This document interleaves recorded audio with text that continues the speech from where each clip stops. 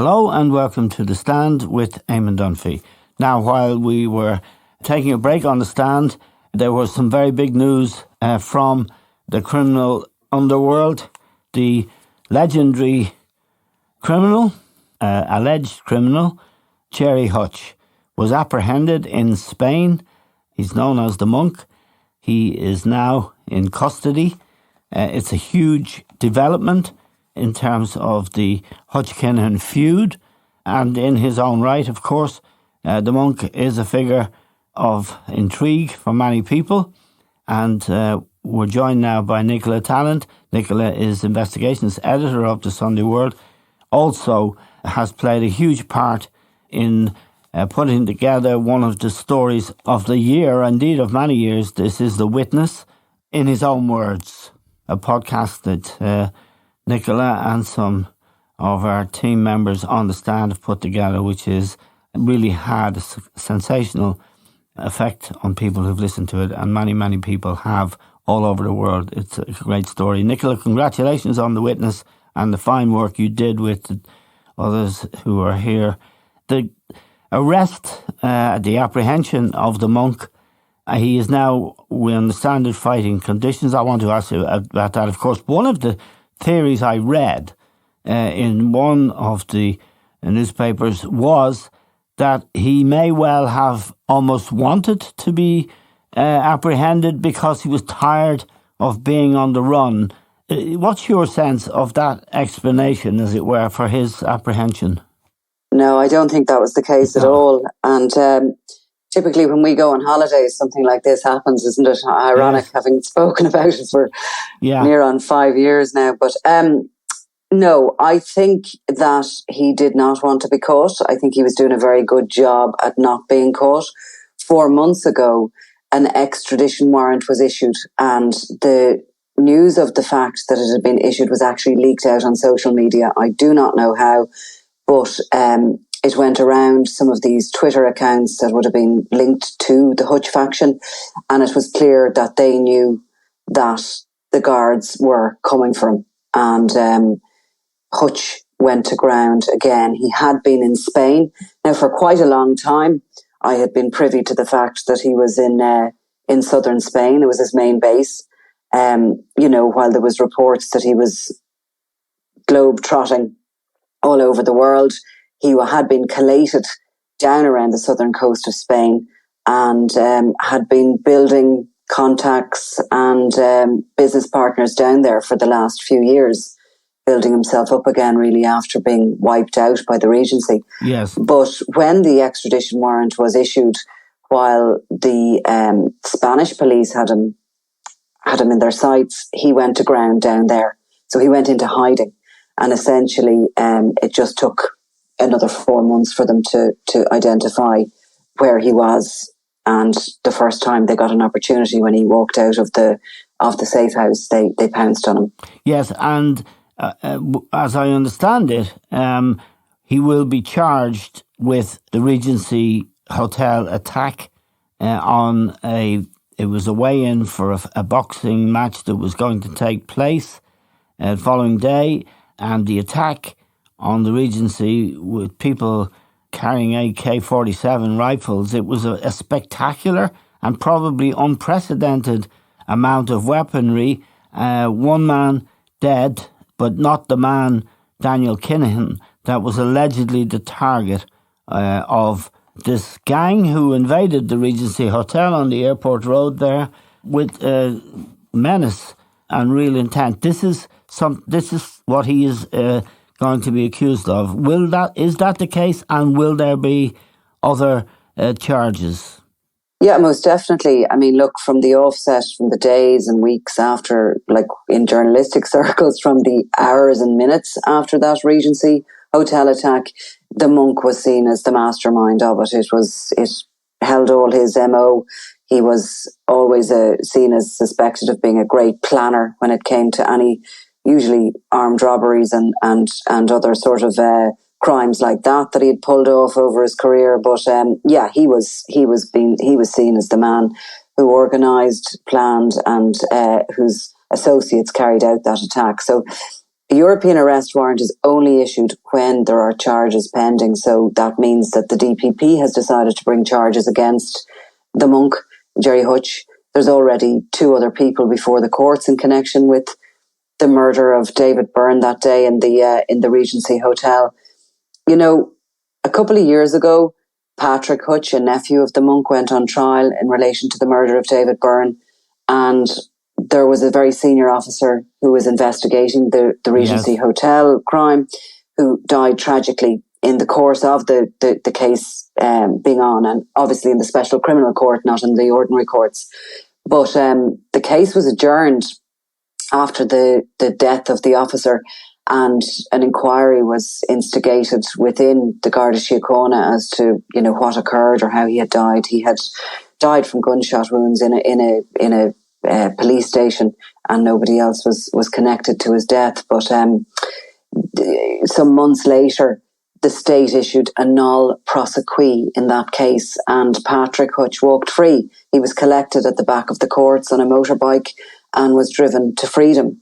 And I think that situation left the Hutch faction in a confident place that nobody would ever be charged again in relation to the Regency.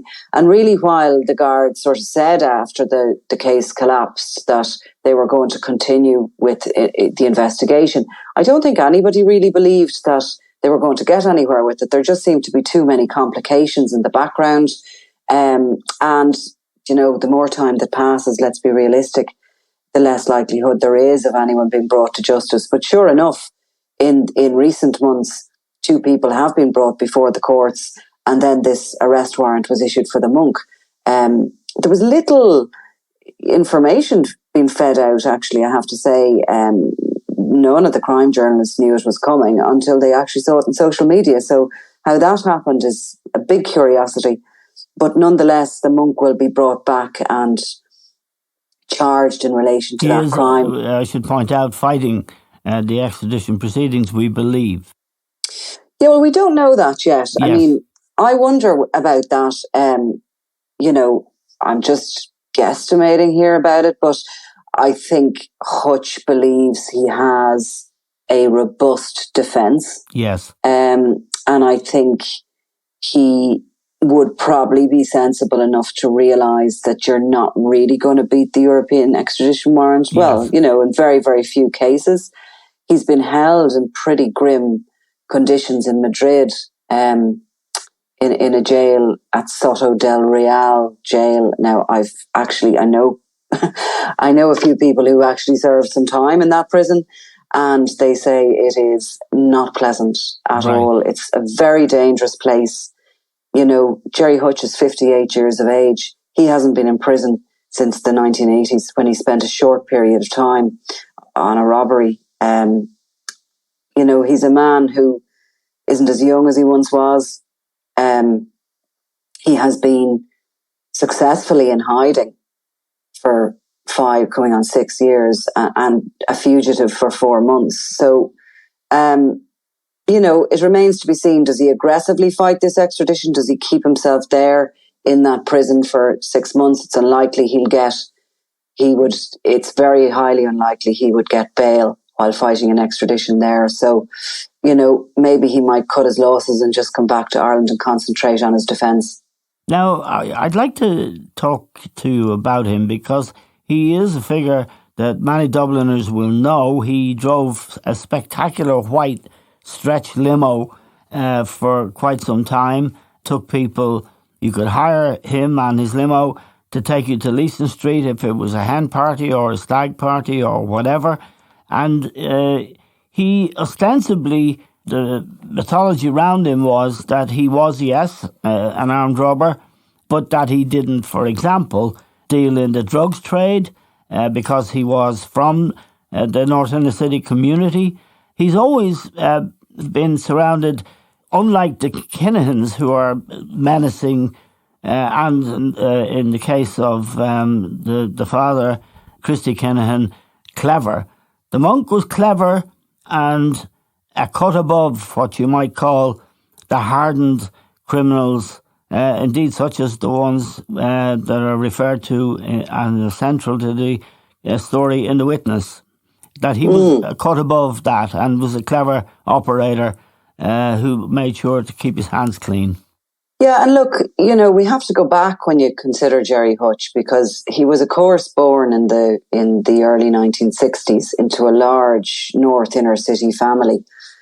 He was reared in abject poverty, and he probably went into crime because he had to.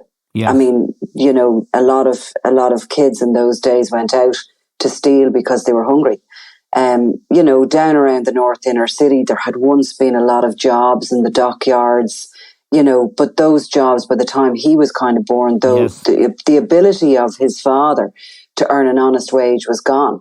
Yes. So, and they were a proud community where generations had worked hard for a living and, returned home at night with money to feed their family and their children. Yes. They weren't living in the best conditions, but nonetheless, they were that. So the monk was only about 10 when he actually embarked on his criminal career. Yes. And he led a group that were known as the Bugsy Malones. Yes. They were sort of hungry youngsters who used to run into banks and post offices, vault the counter and run like hell with whatever they grabbed. But they sort of did terrorize the city all the same. And they were a group of kids who hated the law and hated authority and who hated the police, who, whenever they came down on them, I've no doubt in those days gave them a good belt. And, the reform schools were always there for them. But he should have gone to Blackrock College and got a job in Davies. That would have been much better than jumping over the counter. Go on anyway, sorry. It's all right. But he basically went to prison in the mid 1980s when he was about 20. It was for a robbery, and when he was in prison, he was very serious, and he took life very serious. That's actually where he got the nickname the Monk. It wasn't anything to do with not smoking or drinking or all those things we hear. It was the fellow lags kind of nicknamed him because he did sort of, while in there, I think, considered that he was going to be great. He wasn't just going to be good, and he was never going to go back in there again. So, you have to remember, he was released in 1985, and within 2 years of that, in his early 20s, he was suspected of having orchestrated the most spectacular heist we have ever seen here in Ireland, at the time. And he was, he went from there. I suppose he liaised with the families of the concerned parents against drugs. He would have been liked and loved within his community, where he funded, projects. He actually eventually opened his own boxing club there on Buckingham Street, and worked in it himself. He would have in the background liaised with the Provisional IRA, and they respected him, he respected them. They worked well together. He quickly learned to share his spoils with them. Yes. And he cultivated this image of a Robin Hood style character who was really just helping out the poor. I'll tell you a story about that. I got a request through an intermediary. He was running a seven-a-side football tournament down around by the Gloucester Diamond there, and I got a request to present the prizes to the winners. And I duly turned up to do it. I was very happy because I spent a lot of my youth in that area doing street football and a bit of messing. And who was there? Only the Monk. He was the sponsor. He filmed it on, in those days, a long time ago, on a camera, a movie camera. And there's a picture of me shaking hands with the captain of the winning team, who was Wes Houlihan. It's a lovely photograph, and the Monk is in the background, looking benignly on us all. You must show me that. I will. Yeah, it's funny. Is it on your wall? No, it's not on my wall. If he beats the rap, I might put it up on the wall. But the point you're making, and I didn't mean to interrupt it, I just wanted to reinforce it, is that he didn't forget where he came from, and he was a benefactor in the case of the seven-side tournament of the youngsters and the medals and cups and stuff that they got. So that was part of his mission. Yeah, I mean, look, the North Inner City was his turf. Dublin was his town. And he sort of was a guy who could outsmart police, politicians, and indeed journalists, because that reputation that he built about being just community-driven plus anti-drugs wasn't quite the reality of what was going on in the background, because as we know, by the time Gerry Hutch lay dead in 2015 in a southern Spain apartment complex, and the biggest feud in the history of our Gangland feud, anyway, in the history of our country, was about to break out, we could clearly see that the Hutch organisation was deeply embedded in drugs. He had a relationship with Christy Kinahan, didn't he, at one stage, Nicolla? Can you tell me, if he did, what the nature of that relationship was and how they came? I know the murder of Gerry Hutch was a very big part of the fallout, but I assume there had been a falling out before. Yeah, actually, I had researched this because I do have a book on all this coming out in September, which I'm sure we'll talk about when the time comes. It's called Clash of the Clans. Clash of the Clans. I had gone back and researched this and who knew who and what exactly was, because you hear all sorts of stuff. It is a kind of a difficult world to negotiate and to try and report on clearly, because there's always Chinese whispers going around and everything.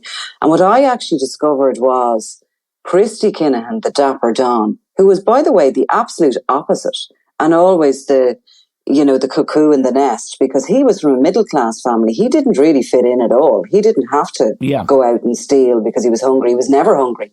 He just wanted money and oodles of it. But he was actually, what I discovered, friendly with Eddie Hutch.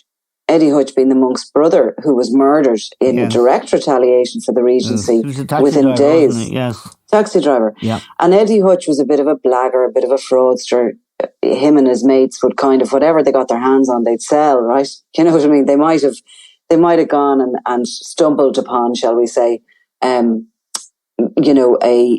consignment of three-piece suits, and they'd want to sell them into the shops in Dublin. Yes. That's where Christy Kinahan, the Dapper Don, came along, because he was the posh middle-class guy who was the front man for that. So he found a little niche for himself in all that by being the guy who'd go into, for example, if they'd got a load of mattresses or something, he'd go into the shop and he'd negotiate the sale of them. Yes. So actually that's where the friendships were. And I don't believe that Gerry Hutch was ever friendly with Christy Kinahan. In actual fact, I believe that he would have always looked down his nose on him. Yes. And Christy Kinahan would have been everything that the monk hated. Yes. He was a middle-class misfit that shouldn't have been part of that world. Right. So that's where I believe that the connection started. And then obviously it's far more complex than that, but that's just giving you a little insight into it. But the monk, had done it all and he'd made it, and he had managed to do actually what Daniel Kinahan is now desperately trying to do. He had sort of legitimized himself. He had survived what is suspected to be an incredible criminal career, and he'd come out of it as a sort of a legitimate style character. Yes. While nobody believed he was squeaky clean, he was kind of liked, and everyone was kind of okay with him, and he was able to go about his business as he liked. He was in retirement out in Lanzarote when all this blew up with the schism in the Kinahan organisation, of which members of his family and very close associates of his were deeply embedded in. And I think it's a lesson when you think of the monk now in that jail I've described to you in Madrid. It is bloody hot over there. Yep. There's no aircon. It must be horrendous, and you have you have a lot of different cultures mixing. There's no segregation for anybody. Every man to himself. Yep. He's not as young as he was. It'd be scary, no matter who you are. It'd be a scary place to be.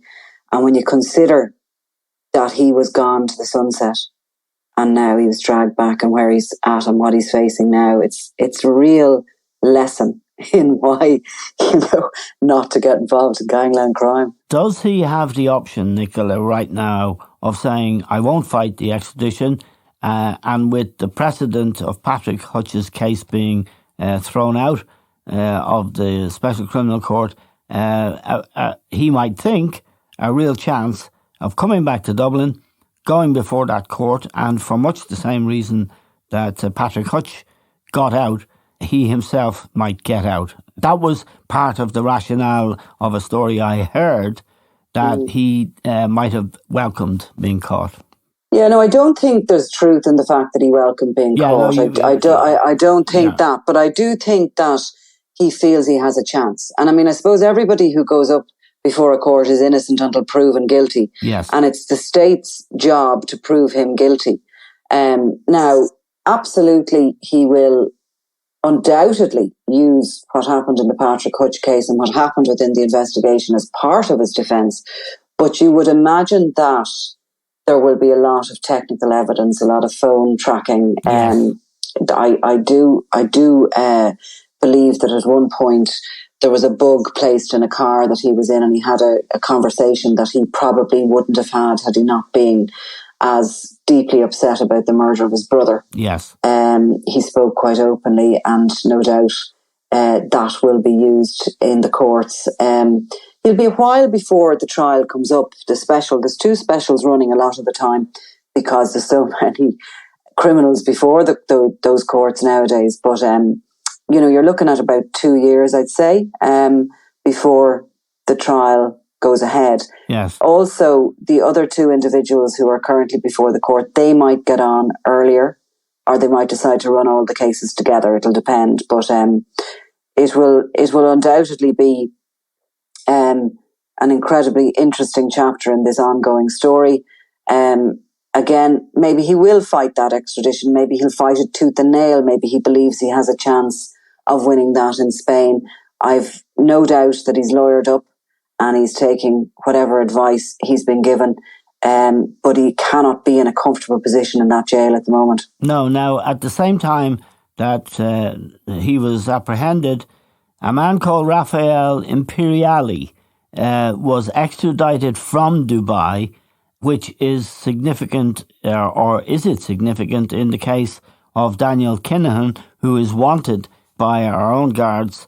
If the rulers of Dubai were prepared to extradite a criminal by the name of Rafael Imperiali, might they now be looking, as one imagined over the past few years, they might have been thinking, these guys are getting us a bad name and we have become a sort of hub for major drug cartels, and this ain't going to do us much good because they've enough problems with their image anyway.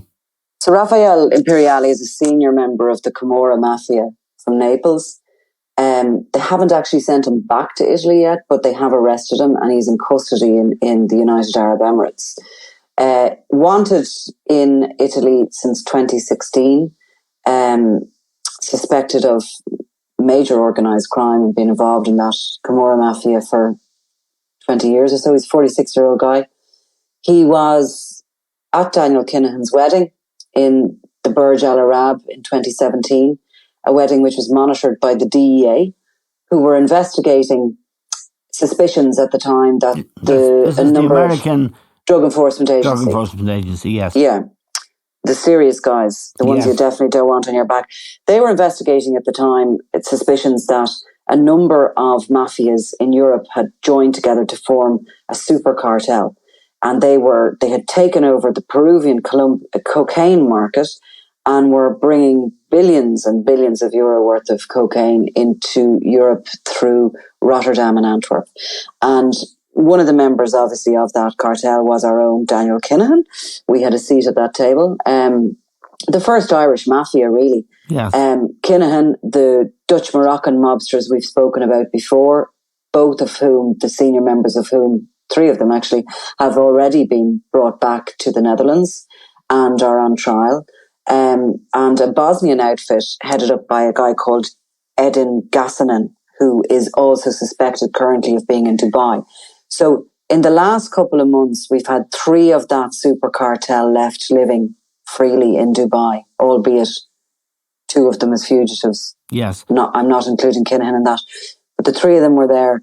So Imperiale is now gone. So we've got 2 standing. We've got Daniel Kinahan and we've Eden Gassanen, who is wanted in Bosnia. Look, the writing is on the wall. Yeah, I mean, the guards here seem pretty confident that sooner or later Daniel Kinahan will face justice in this jurisdiction. Yeah, and look, you know, people get impatient with these things, but you have to understand that while the guards here were tackling the events at the Regency and what went on after them, and they then had a larger scale plan for the takedown of the Kinahan mafia. Yes. They were working and are working hand in hand with other European forces, and we can see how you have the Netherlands, you have the Spanish, you have the French, you have the Portuguese, you have the Australians, you have the Americans there, you have ourselves, the UK, all working together bit by bit to taking down this super cartel. Yes. And it will be dismantled completely. It is only a matter of time.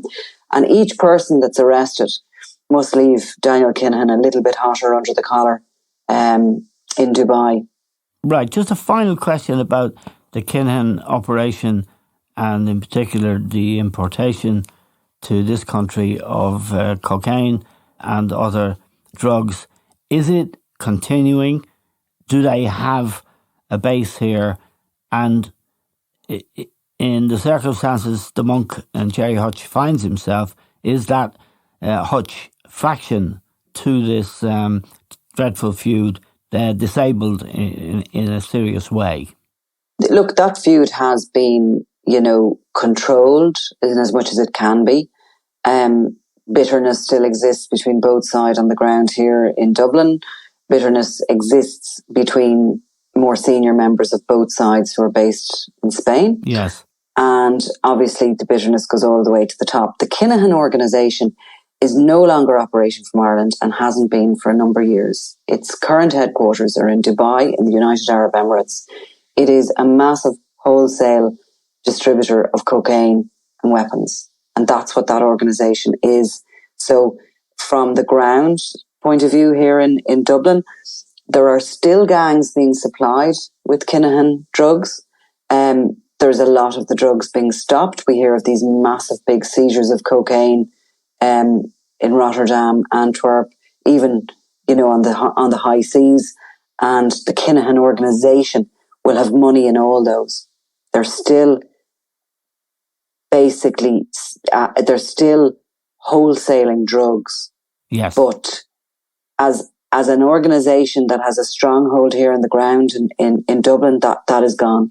And I mean, most of the main players are behind bars. And a final question about Bomber Kavanagh, who was a major figure and a senior figure in the Kinahan cartel, is now in custody in the UK, Nicolla, and you kept us up to date with his fate. He's been found guilty. He faces a long stretch in prison, and the sentencing is due, is it not, in next month? Yeah, it's next month that's due. It's complex sort of a sentencing because he's fighting, even though he's pleaded guilty, he's sort of fighting the quantities that he's pleaded guilty to. So there's been a long kind of negotiations going on within the courtroom, sort of almost a trial within a trial kind of situation. So yes. I think the latest is that he's getting a new legal team and he's due to be sentenced there next month. So I'll certainly attend that on a virtual hearing if I can, and we can talk about that when it happens. He's looking at 20 years and his main men beside him as well, similar kind of hefty sentences. So future isn't bright for him either. You know, these guys who've lived the way they have and have had so much money, it's just eye-watering. You know, actually funny, your man Raphael Imperiale, he was described as living in Dubai like a sheik. Yeah. I mean, literally that kind of lifestyle. Yeah. So it's just such a massive fall from grace to go from that to a prison cell where you queue up for your breakfast in the morning. Yeah. And, you know, money isn't really worth the same as it is in the outside world. if he was a real sheikh, Nicolla, he'd have horses in training and winning the derby every year. He'd probably have them here in Ireland, would he? He would. Well, absolutely. He'd have a big stud farm here, and I don't want to disparage the racing industry, which is one of the glories of our country. However, so I better shut up. I'm just very, very grateful to you, Nicolla. Nicolla is Tallant is the investigations editor of the Sunday World. She's one of the most brilliant journalists in the country. She, more than anyone, is responsible for The Witness, and that story is a very, very moving, poignant, human interest story. Nicola's book on the Hutch Kinahan feud, I take it, Nicolla, is called Clash of the Clans. It's being released in September, and I look forward very much to reading it, Nicolla, as I'm sure many of our listeners do. Thank you very much for joining us on the stand today. That's Nicolla Tallant, and we're grateful to Nicolla always. She's been with us on the stand from the very beginning. So thanks to Nicolla. Thanks to all of you for listening and for the messages, critical as well as praise. We don't mind. I read them all. We all read them, and we very much welcome contact with our listeners, because we have a small team here. We work extremely hard, and we're very grateful to everyone who takes the trouble to listen. So that's all we have time for now. I'd like to thank especially Tesco, our sponsors, and that's all we have time for now. We'll talk to you soon. The Stand is proudly supported by Tesco. Tesco is proud to be recognised for the 4th consecutive year as one of the best large companies to work for in Ireland.